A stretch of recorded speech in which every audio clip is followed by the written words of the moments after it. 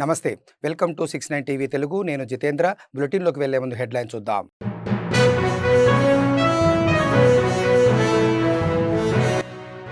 Pastor Praveen road ప్రమాదం కాదు, పక్కా ప్రణాళికతో హత్య చేశారు. సంచలన వ్యాఖ్యలు చేసిన ఆంధ్రప్రదేశ్ కాంగ్రెస్ అధ్యక్షురాలు వైఎస్ షర్మిల.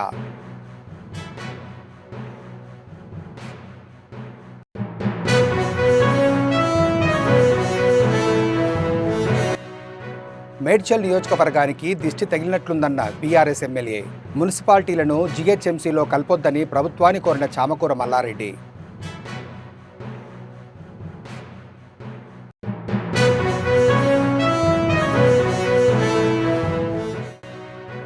సిర్పూర్ పేపర్ మిల్లుకు 7 ఏళ్లుగా యూనియన్ ఎన్నికలు నిర్వహించడం లేదు. యాజమాన్యంతో అధికారులు కుమ్మక్కై వాయిదా వేస్తున్నారన్న ఎమ్మెల్యే హరీష్ బాబు.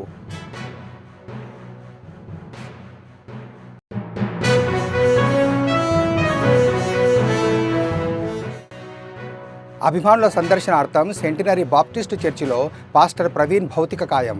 దేశంలో క్రైస్తవులకు రక్షణ లేకుండా పోతుందని ఆవేదన చెందుతున్న మత పెద్దలు.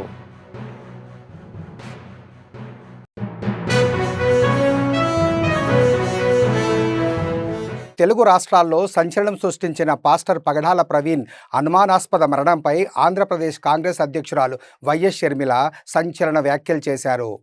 పాస్టర్ ప్రవీణ్ రోడ్డు ప్రమాదంలో మరణించలేదని, పక్కా ప్రణాళికతో హత్య చేశారని ఆమె ఆరోపించారు. అది హత్యేనని చెప్పడానికి సంఘటనా స్థలంలో అనేక ఆధారాలు కనిపించాయని ఆమె తెలిపారు. ప్రవీణ్ మరణంపై ఆయన కుటుంబ సభ్యులతో పాటు అనుచరులు, తోటి పాస్టర్లు అనేక అనుమానాలు వ్యక్తం చేస్తున్నారని షర్మిల చెప్పారు.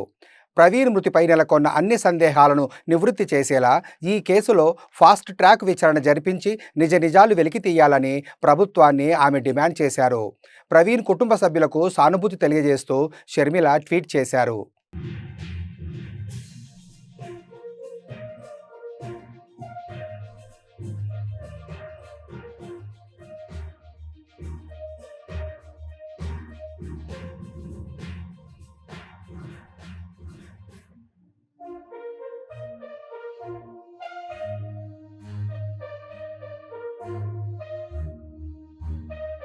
తనదైన పంచు డైలాగులతో సోషల్ మీడియాలో ట్రెండింగ్లో నిలిచే మాజీ మంత్రి మల్లారెడ్డి తాజాగా శాసనసభలో నవ్వులు పూయించారు.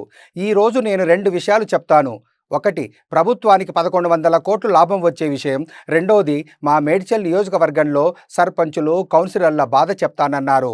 దీంతో సభలోని సభ్యులు ఒక్కసారిగా నవ్వారు. కలగజేసుకున్న స్పీకర్ 2 వద్దు, ఒకటే చెప్పాలని సూచించారు. దీంతో మాట్లాడడం మొదలుపెట్టిన మల్లారెడ్డి, మా మేడ్చల్ నియోజకవర్గానికి దిష్టి తగిలిందని, మా జిల్లాలో 61 గ్రామాలు పోయి అన్ని మున్సిపాలిటీలు అయ్యాయి. 10 ఏళ్ల కోసం మా బీఆర్ఎస్ రిజర్వేషన్లు తెచ్చింది, కానీ ఇప్పుడు 5 ఏళ్లలోనే మొత్తం సమాప్తి చేశారు. దయచేసి అడుగుతున్నా, సేమ్ రిజర్వేషన్లు ఉండాలి, మమ్మల్ని జీహెచ్ఎంసీలో కలపొద్దు అంటూ ప్రభుత్వానికి విజ్ఞప్తి చేశారు.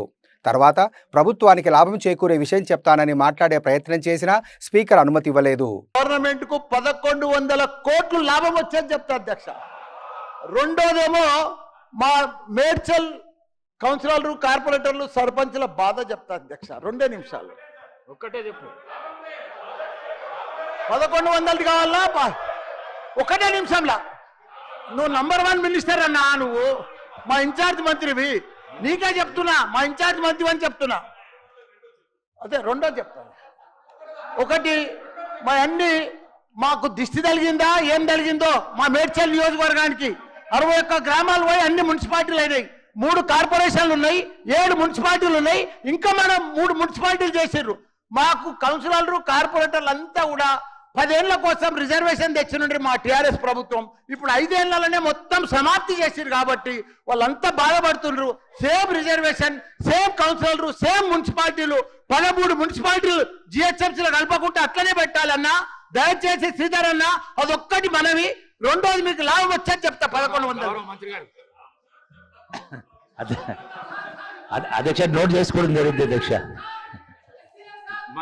సిర్పూర్ పేపర్ మిల్లుకు 7 ఏళ్లుగా యూనియన్ ఎన్నికలు నిర్వహించడం లేదని బీజేపీ ఎమ్మెల్యే పాల్వాయి హరీష్ బాబు అన్నారు.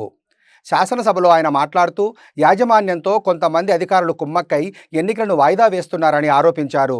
దీంతో కార్మికులు తీవ్ర ఇబ్బందులు పడుతున్నారని చెప్పారు.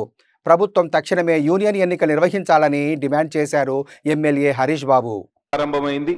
2018 నుంచి 2025 ఈ 7 సంవత్సరాల్లో గుర్తింపు కార్మిక సంఘం ఎన్నికలు నిర్వహించలేదు అధ్యక్ష. కారణం ఏంది అనేది లేబర్ డిపార్ట్మెంట్ కానివ్వండి, లేబర్ కమిషనర్ గారు కానివ్వండి ఇప్పటికీ చెప్పలేదు. కార్మికులను యాజమాన్యం అరవోస పుచ్చుకుంటుంది అధ్యక్ష. అక్కడ క్యాంటీన్ లేదు, లీవ్లు ఇవ్వట్లేదు, ఊరికనే వాళ్ళని సతాయిస్తున్నారు, సస్పెండ్ చేస్తున్నారు అధ్యక్ష. వారి సాధక బాధకాల్లో తీరాలంటే తప్పకుండా మనం యూనియన్ ఎలక్షన్ నిర్వహించాలి అధ్యక్ష. నేను మంత్రి గారికి, శ్రీధర్ బాబు గారికి కూడా వినతి పత్రం ఇవ్వడం జరిగింది. లేబర్ కమిషనర్ గారిని కూడా కలవడం జరిగింది. లేబర్ డిపార్ట్మెంట్లో కొంతమంది కింది స్థాయి అధికారులు ఆ యాజమాన్యంతో కుమ్మక్కై ఎన్నికలను వాయిదా వేస్తున్నారు అధ్యక్ష. కాబట్టి వెంటనే యూనియన్ ఎలక్షన్ నిర్వహించేట్టు ప్రభుత్వం చర్యలు చేపట్టాలని విజ్ఞప్తి చేస్తున్నా. ఇంకొకటే చిన్న అంశం అధ్యక్ష, నేను డాక్టర్ని కాబట్టి ఇంకొక ఎమర్జెన్సీ సర్వీసెస్ గురించి మాట్లాడుతా అధ్యక్ష. రాష్ట్రంలో రోజుకు 70 రోడ్డు ప్రమాదాలు జరుగుతున్నాయి అధ్యక్ష. 20 మంది చనిపోతున్నారు. కాబట్టి మార్టాలిటీ రేటు కూడా చాలా పెరిగింది. ఈ సంవత్సరం అయితే 7,773 మంది చనిపోయారు అధ్యక్ష. మనం ఇదివరకే చూసినాం, మన మంత్రి గారి కుమారుడే ఔటర్ రింగ్ రోడ్ మీద చనిపోయాడు. మన తోటి శాసనసభ్యురాలు యంగ్ లేడీ ఆమె కూడా ఈ ఫ్యాటల్ యాక్సిడెంట్కి గురై ఆమె కూడా చనిపోయింది అధ్యక్ష. కాబట్టి ఈ హైవేస్ మీద ట్రామా కేర్ సెంటర్స్ను నిర్వహించాల్సిన బాధ్యత ప్రభుత్వం మీద ఉన్నది. గతంలో 20 పెడతామన్నారు, 40 పెడతామన్నారు, ఎన్నో 70 పెడతామన్నారు, 72 పెడతామన్నారు. ఒక్క ట్రామా సెంటర్ కాలే. ఒక్క ట్రామా సెంటర్కు మొన్న ఇటీవల అనుమానాస్పద స్థితిలో మృతి చెందిన పాస్టర్ పగడాల ప్రవీణ్ భౌతిక కాయాన్ని సెంటినరీ బాప్టిస్టు చర్చిలో అభిమానుల సందర్శనార్థం ఉంచారు. సెంటినరీ బాప్టిస్ట్ చర్చికు తెలుగు రాష్ట్రాల నుండి పెద్ద ఎత్తున పాస్టర్లు తరలివచ్చి తమ నిరసన వ్యక్తం చేస్తున్నారు. పాస్టర్ ప్రవీణ్ మరణం క్రైస్తవ లోకానికి తీరని లోటని అన్నారు. అనుమానాస్పద స్థితిలో ఆయన మృతి చెందడం క్రైస్తవ సమాజాన్ని తీవ్రంగా కలిచివేసిందని ఆవేదన వ్యక్తం చేశారు. కొంతమంది మతోన్మాద శక్తులు ఆయన హతమార్చాయని, సువార్త చెప్పేందుకు వెళ్తున్న ఆయనపై దాడి చేసి హతమార్చి రహదారి ప్రమాదంగా చిత్రీకరించారని ఆరోపించారు. ఇలాంటి సంఘటనల మూలంగా దేశంలో శాంతి భద్రతలు దెబ్బతినడంతో పాటు క్రైస్తవులకు రక్షణ లేకుండా పోతుందన్నారు పలువురు క్రైస్తవ మత పెద్దలు. ఏప్రిల్లో కర్నూలులో 18, 19, 20కి వస్తానని పోస్టర్ వేసినారు. అది ఎంతో పోయిన వారం శనివారం ఎంతో సంతోషపడినా, అన్న వస్తున్నాడు ఏప్రిల్లో కర్నూలుకి ప్రవీణ్ అన్న అని ఎంతో సంతోషపడినాం. అలాంటిది ఈ రకంగా బాధాకర విషయం జరిగింది. మరి వాళ్ళు ఎవరైతే దీనిపై దాడి చేసిన వాళ్ళు వాళ్ళపై గవర్నమెంట్ కఠినమైన శిక్ష తీసుకోవాలని. బయట ఎవరికో ఏదో అయితే ఒక చిన్న దెబ్బ కొడితేనే అందరు కదిలిపోయి సీఎం కా నుంచి తెలుగు రాష్ట్రాల నుంచి సీఎంల కా నుంచి పోయి అక్కడ మాట్లాడారే. ఇక్కడ ఒక ప్రాణం పోయింది. ఇక్కడ మతం అవన్నీ కాదు కానీ ఒక ప్రాణం పోయిందన్న, అది గుర్తుపెట్టుకోండి. ఒక సోకాల్ వేడుదల పెట్టుకోండి. ఒక ప్రాణం పోయింది. ఆ ప్రాణానికి పిలిపించైనా సరే దయచేసి ప్రభుత్వము ఎవరు లేరన్న, ఇక్కడ ఎవరు లేరు. నేను చూస్తున్నా స్థానిక ఎమ్మెల్యే లేరు. ఇక్కడ కదా ఇక్కడ 3 ఛానల్, నిన్న నుంచి నాకు 3 ఛానల్ కనబట్టేది. ఇంకా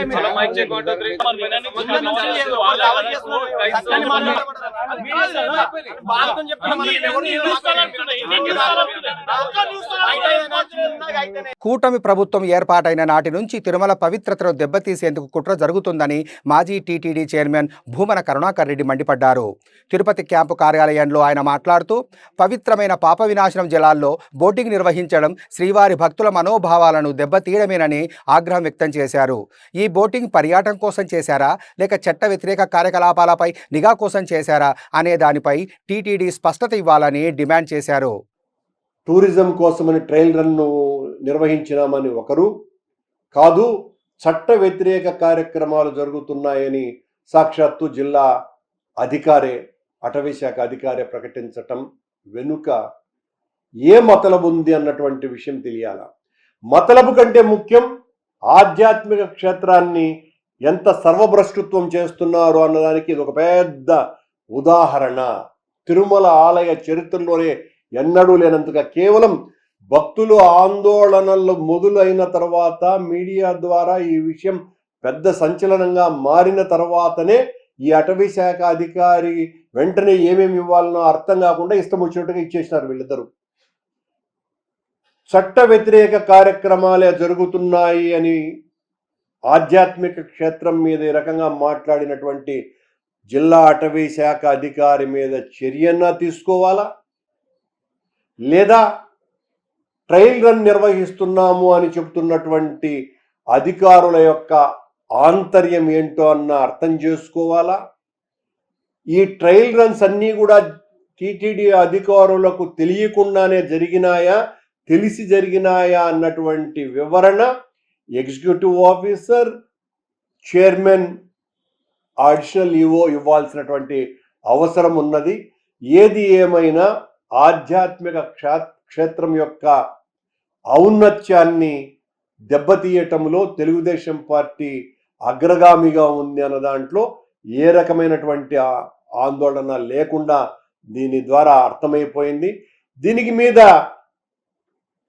పూర్తిగా కాషాయాంబరం ధరిస్తూ అప్పుడప్పుడు ఆయన ఆ ధర్మ పరిరక్షణ కోసమనే నేను సనాతిని అని నిరంతర ఘోష చేసేటువంటి పవనానంద స్వాముల వారు వివరణిస్తారో, ప్రకటనిస్తారో, విమర్శ చేస్తారో, దాడి చేస్తారో ఏదో ఒకటి ఆయన నుండి రావాల్సినటువంటి అవసరం ఉన్నది.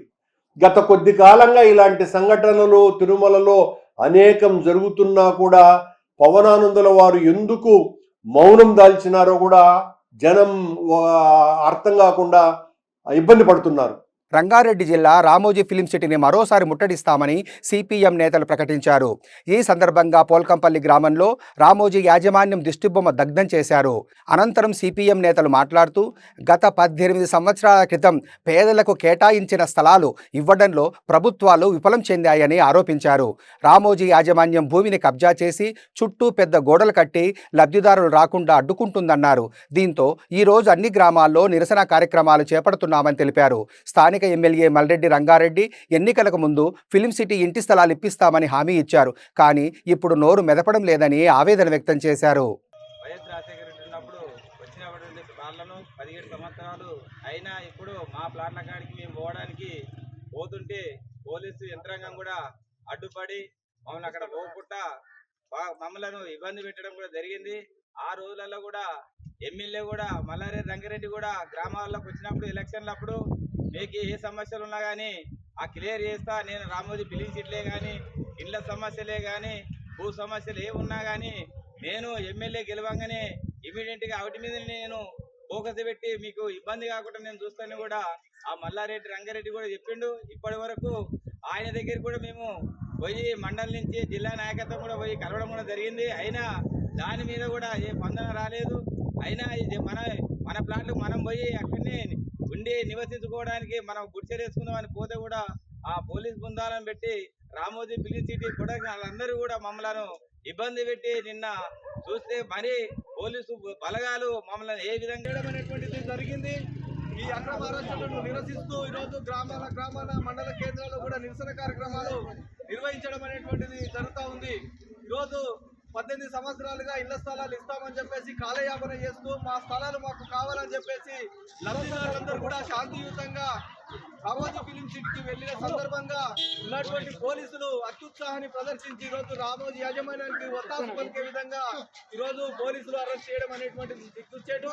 కాబట్టి రామోజీ ఆధీనంలో ఉన్నటువంటి 300 ఎకరాల ప్రభుత్వ భూమిని రంగారెడ్డి జిల్లా బడంగపేట మున్సిపల్ కార్పొరేషన్ పరిధిలోని బోయపల్లి ఎన్క్లీవ్ రోడ్డుని ఆక్రమించి అక్రమంగా క్రికెట్ ఇండోర్ కోర్టు నిర్మించడంతో హైడ్రా ఆధ్వర్యంలో ఆక్రమించిన క్రికెట్ కోర్టు స్థలాన్ని కూల్చివేశారు.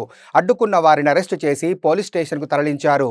కాలనీ వాసులు హైడ్రాకు ఫిర్యాదు చేయడంతో అధికారులు రంగంలోకి దిగారు. స్థానిక టీఆర్ఎస్ నాయకుడు మాజీ కార్పొరేటర్ భర్త బోయపల్లి శేఖర్ హైడ్రాధికారులపై దాడికి ప్రయత్నం చేశారు. వెంచర్ ప్లాట్లు కొన్న కాలనీ వాసులకు రోడ్డు వదలకపోవడంతో బోయపల్లి ఎంక్లేవ్ కాలనీ వాసులు హైడ్రాను ఆశ్రయించారు.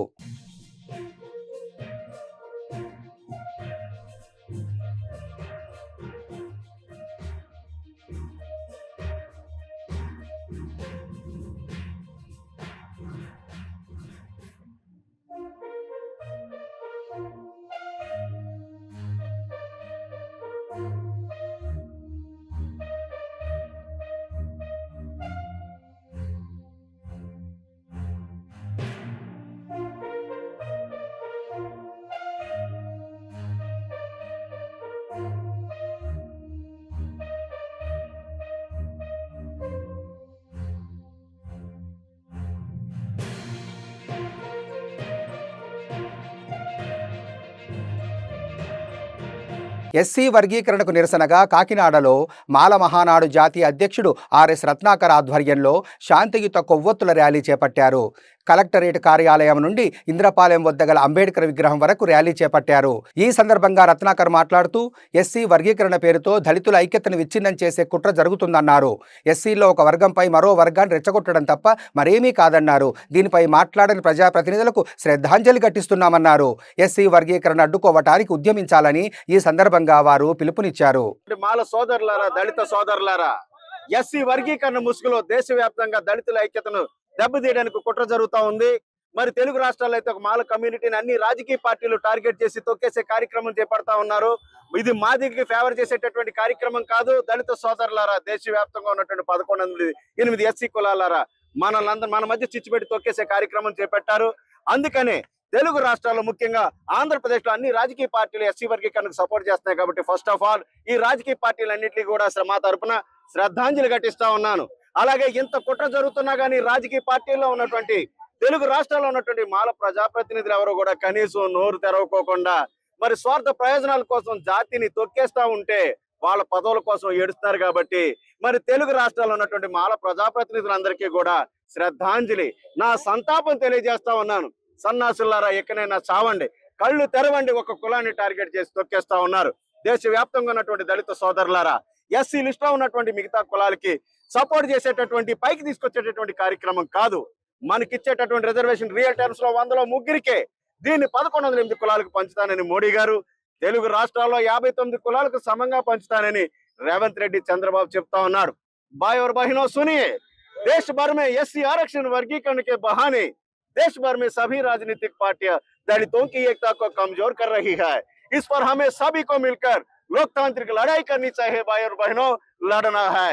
मोदी जी सुनिए, एससी लिस्ट में बाकी जातियों पर अगर आपको सच्चा प्यार है, आरक्षण 10% और बढ़ाकर बाकी जातियों को देना है. मोदी जी, आप कर सकते हैं तो यह काम करें, लेकिन మోడీ జీ దళిత జాతీయంకు విభజిత నా కరే. మోడీ జీ, మిత్రులారా, తెలుగు రాష్ట్రాల్లో ఉన్నటువంటి మాల మాదిగ సోదరులారా, ఇది ఎస్సీ వర్గీకరణ కాదు. పర్మనెంట్ గా ఎస్సీ. ఖమ్మం జిల్లా మదిర మండలం సిరిపురం గ్రామంలోని శివాలయంలో రాత్రి దొంగలు దేవాలయం తలుపులు పగలగొట్టి అమ్మవారి వెండి కిరీటం, సీసీ కెమెరాల హార్డ్ డిస్క్, హుండీలో ఉన్న 40,000 రూపాయలు ఎత్తుకెళ్లారు. ఉదయం యథావిధిగా అర్చకులు దేవాలయానికి వెళ్లి చూడగానే జరిగిన సంఘటన పోలీసులకు, ఎండోమెంట్ అధికారులకు సమాచారం ఇచ్చారు. విషయం తెలుసుకున్న పోలీసులు ఘటనా స్థలాన్ని పరిశీలించి కేసు నమోదు చేసి దర్యాప్తు చేస్తున్నారు.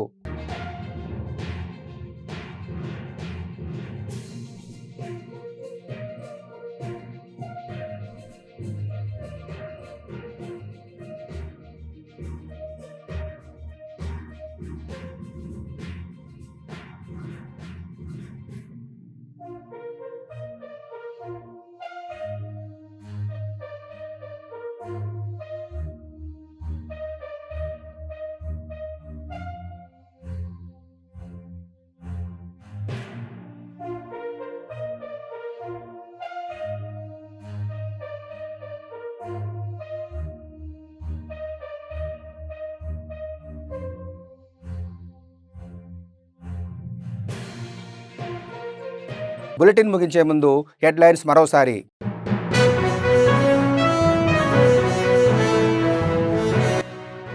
పాస్టర్ ప్రవీణ్ రోడ్డు ప్రమాదం కాదు, పక్కా ప్రణాళికతో హత్య చేశారు. సంచలన వ్యాఖ్యలు చేసిన ఆంధ్రప్రదేశ్ కాంగ్రెస్ అధ్యక్షురాలు వైఎస్ షర్మిల.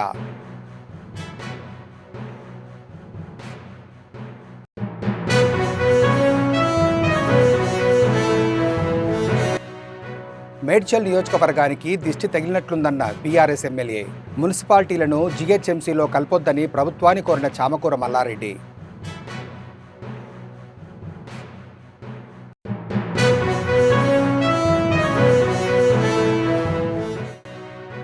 సిర్పూర్ పేపర్ మిల్లుకు 7 ఏళ్లుగా యూనియన్ ఎన్నికలు నిర్వహించడం లేదు. యాజమాన్యంతో అధికారులు కుమ్మక్కై వాయిదా వేస్తున్నారన్న ఎమ్మెల్యే హరీష్ బాబు.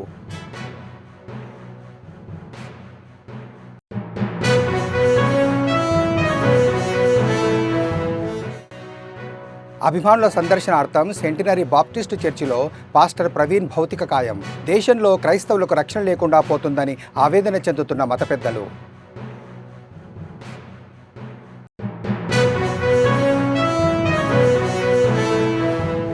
మరిన్ని అప్డేట్స్ కోసం చూస్తూనే ఉండండి 69 టీవీ తెలుగు.